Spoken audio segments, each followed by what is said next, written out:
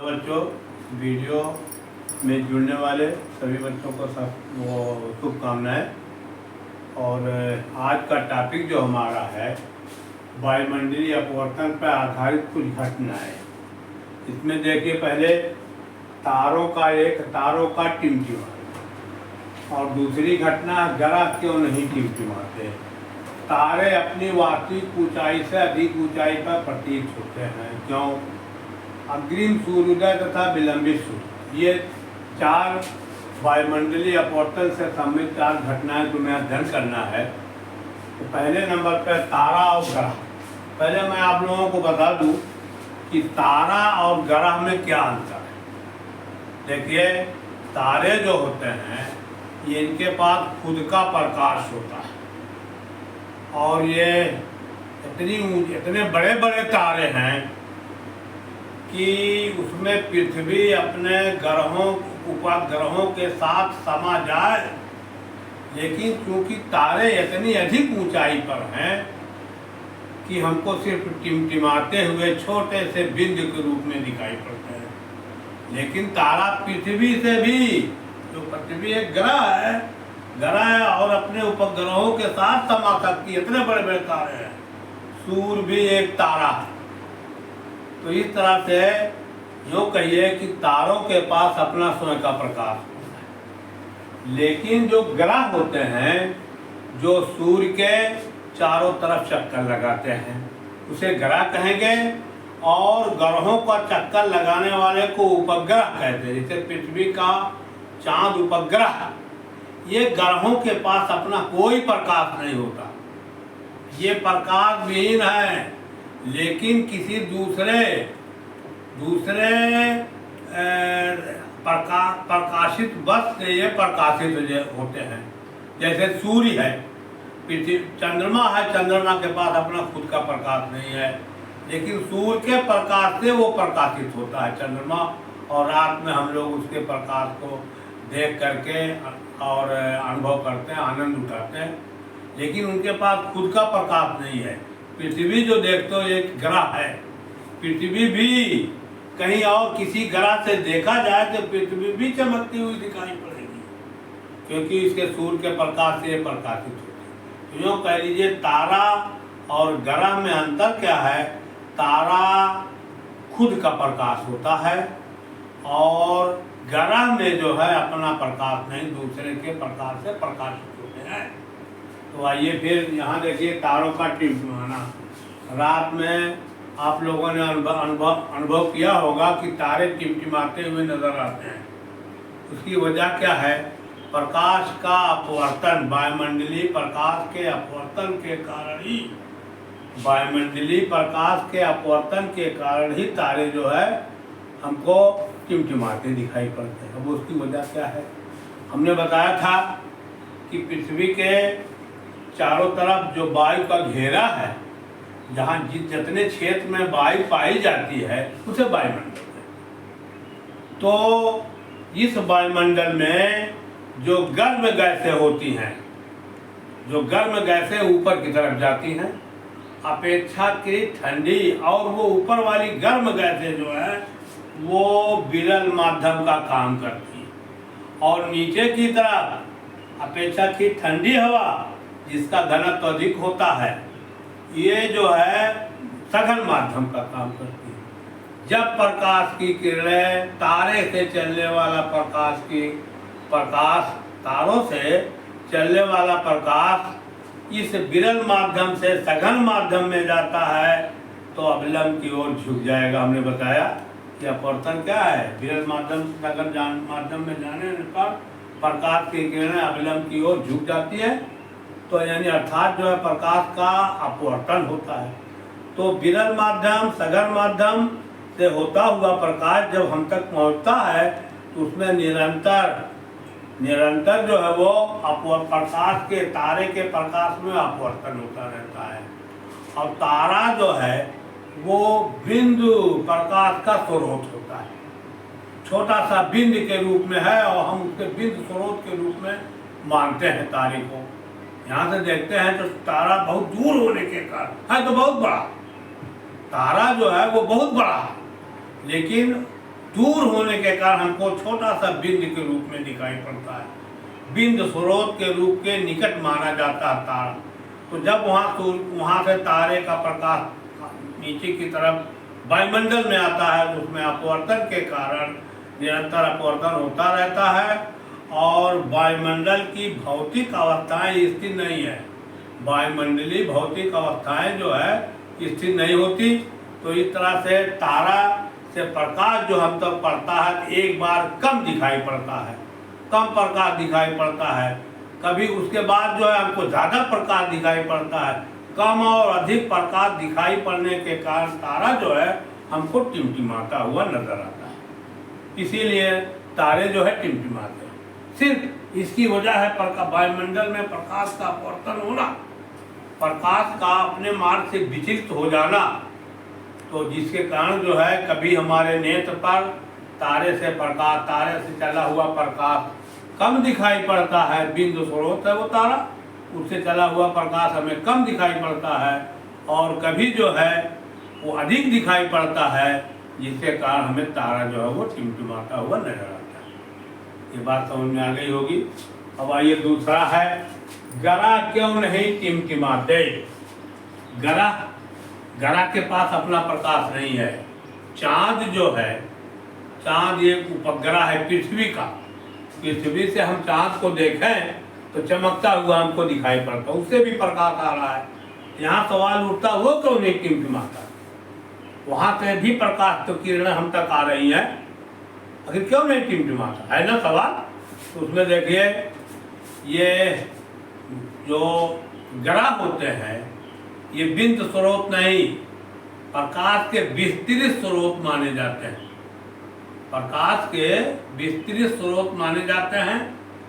और यूँ समझ लीजिए, यूँ कह लीजिए कि अगर हम मान ले ग्रह को बिंदु स्रोत का समूह है तो वहाँ से जो प्रकाश हमारे बिंदु स्रोत का समूह मान लिया, तमाम बिंदु के रूप में है, वो तमाम स्रोत है। वहाँ से जब बिंदु स्रोत से प्रकाश की किरणें हमारी नेत्र तक पहुँचती हैं तो इसमें अपवर्तन हो जाएगा। तो जितने बिंदु स्रोत हैं, असंख्य बिंदु स्रोत होंगे किसी भी ग्रह में, उपग्रह में या चांद में असंख्य बिंदु स्रोत है तारे प्रकाश के। वहाँ से प्रकाश की किरणें चलेंगी तो अपवर्तित होकर के हमारे नेत्र पर पड़ेंगी। तो सभी बिंदु स्रोतों का औसत मान निकाला जाए तो 0 होगा। बिंदु स्रोत मान लिया गया किसको, चांद को, या चांद या वो उपग्रह को बिंदु का स्रोत मान लिया गया। सभी बिंदुओं से प्रकाश का अपवर्तन होते हुए हमारे नेत्र पर पड़ता है और उन बिंदुओं का औसत अपवर्तनांक निकाला जाए तो 0 के बराबर आता है। इसलिए जो है ग्रह नहीं टमटमाते। ये रहा ग्रह क्यों नहीं टमटमा, समझ में आ रहा नहीं। ये तारे का टिमटिमाना तो बिंदु स्रोत है, बिंदु स्रोत से प्रकाश की किरणें हमारे तक आई और आने के बाद अपवर्तन के फलस्वरूप जो है हमें कभी अपवर्तन हो रहा है निरंतर, और निरंतर अपवर्तन होने के कारण कभी कम प्रकाश हमारे नेत्र पर पहुंचता है, कभी अधिक पड़ता है, जिसके कारण तारे टिमटिमाते हैं। दूसरा ग्रह क्यों नहीं टिमटिमाते, ग्रह बिंदु स्रोत नहीं, वो बिंदु स्रोत नहीं बल्कि विस्तृत स्रोत होता है।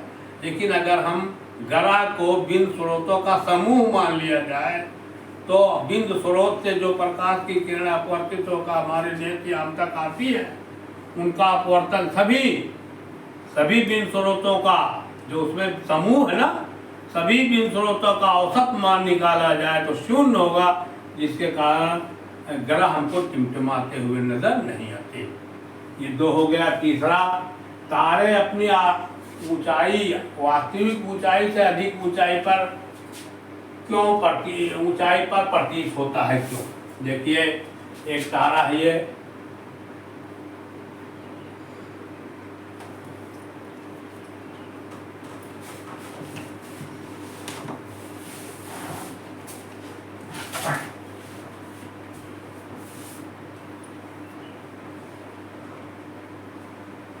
तारा है, ये देखो और यहाँ से एक पर्यवेक्षक जो देख रहा है, एक देखने वाला व्यक्ति ये है, यहाँ पर खड़ा है, यहाँ से देख रहा है। ये तारा से जो प्रकाश की किरण चल रही हैं वो हम तक, ये देखिए ये आ रहा है,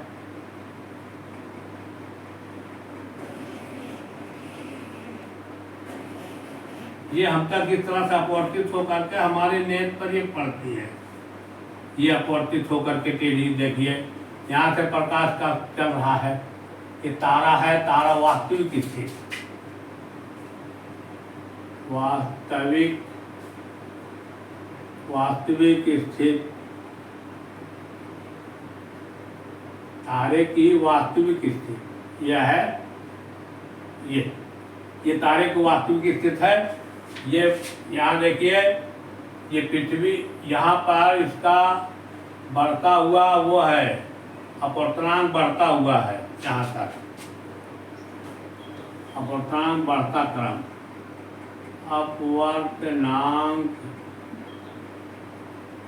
अपवर्तनांक का बढ़ता क्रम,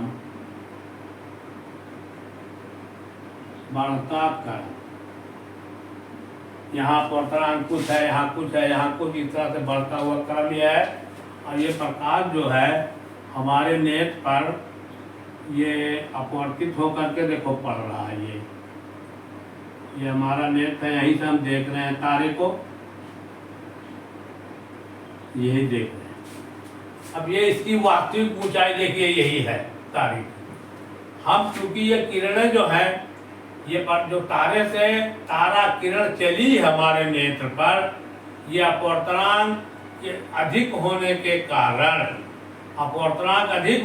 कारण, ये अपवर्तित होकर के हमारे नेत्र पर पड़ रही है। लेकिन हमारा नेत्र जो है सीधा करके देखता है, हमारा नेत्र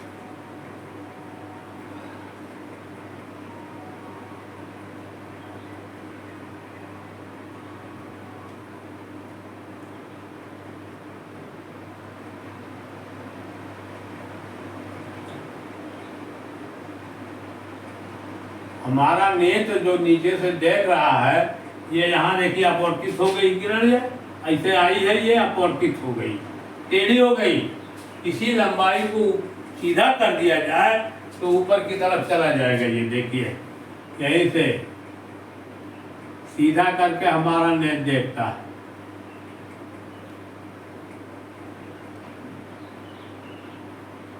ये देखिए, ये देखो सीधा करके हमारा नेत्र है, तो तारा वास्तविक स्थिति, ये तारे की आभासी स्थिति है। तारे की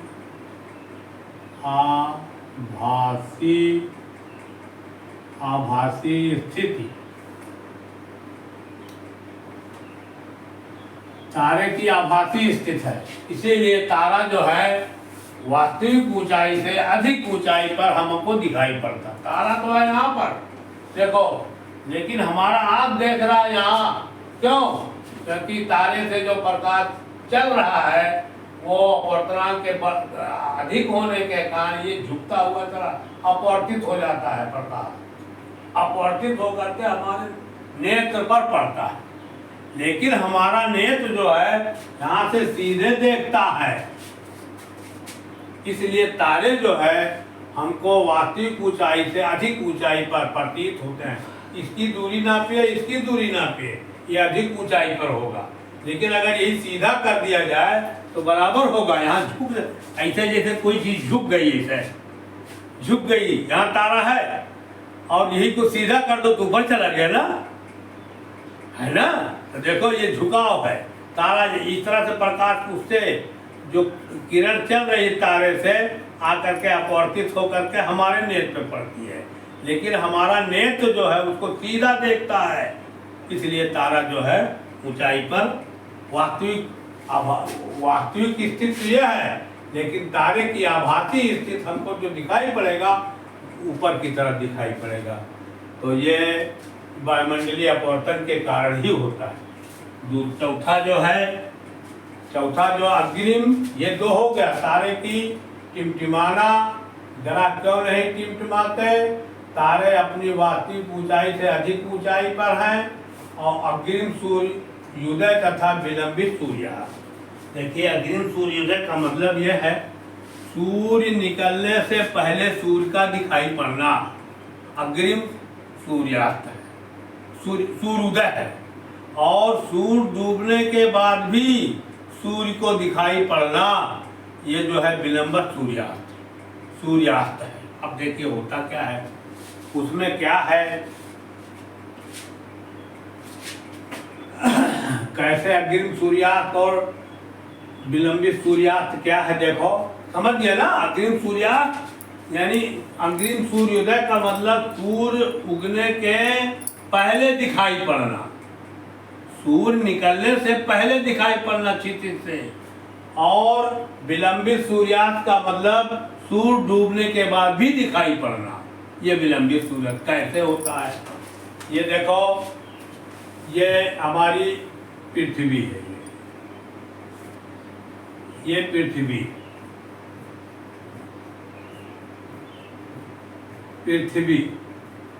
यहीं से हम देख रहे हैं सूर्य को डूबना और निकलना। ये हमारे वायुमंडल है, जहाँ वायु का घेरा है, ये चारों तरफ वायुमंडल है, ये वायु का घेरा। वायु जिस क्षेत्र में वायु पाई जाती है उसे वायुमंडल कहते हैं। और ये ऊंचाई लगभग 1000 किलोमीटर होती है वायुमंडल की। उसके बाद ये देखो,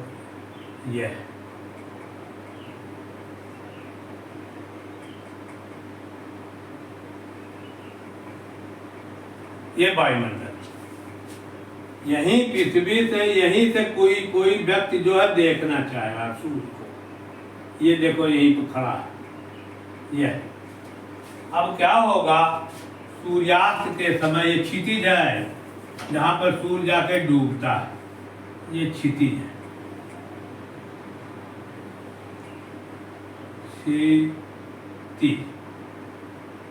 क्षितिज यहाँ डूब, क्षितिज के अंदर सूर्य पहुंच गया है। ये देखो, ये सूर्य है, डूबने वाला सूर्य, ये सूर्य है। अब इससे जो प्रकाश की किरण हम चलेगी, यहाँ से जो प्रकाश की किरण इससे सूर्य से चल रही है, देखो इस तरह से ये सीधे आ रही यहाँ से यहाँ तक, ये सीधे आई सूर्य की किरण हमारे वायुमंडल में। लेकिन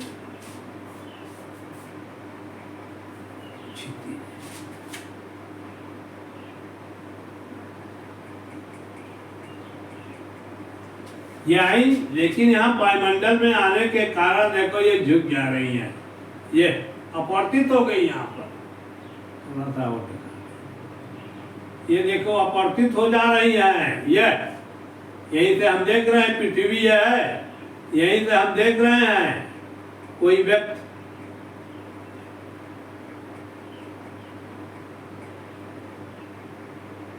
ये कोई व्यक्ति यहीं से देख रहा है, किसको, इस सूर्य को। देखो ये तो पृथ्वी है, पृथ्वी पर से देखेंगे यहाँ से प्रकाश की किरण चली, ये विरल माध्यम है। और जैसे ही ये सघन माध्यम होगा, जैसे इसकी सघनता बढ़ते क्रम में है, ये अपवर्तनांक है, अपवर्तनांक के बढ़ते क्रम ज्यों ज्यों अंदर की तरफ वायुमंडल में आ रही है, प्रकाश की किरणें झुकती जा रही है ना, झुक गई, क्योंकि ये सघन माध्यम है और ये विरल माध्यम है। यहाँ पे सघनता विरलता क्रमशः बढ़ता जा रहा है, ये सघन माध्यम विरल माध्यम है। तो इस तरह से प्रकाश के किरणों का अपवर्तन हो जाता है। लेकिन ये आगे की तरफ हमको जो देखने में प्रतीत होता है सूर्य, देखो सीधा यहाँ पे हम सीधे सूर्य को देखेंगे।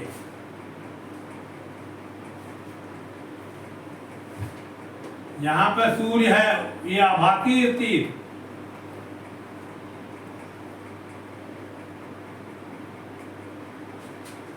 सूर्य की आभासी स्थिति,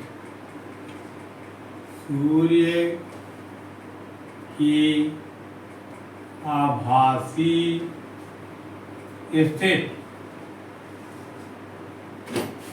देख रहे हो।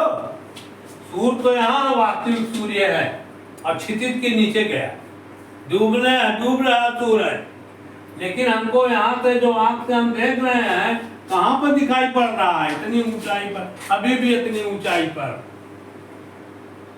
तो यहाँ से यहाँ तक आने के लिए 2 मिनट का समय लगता है, 2 मिनट।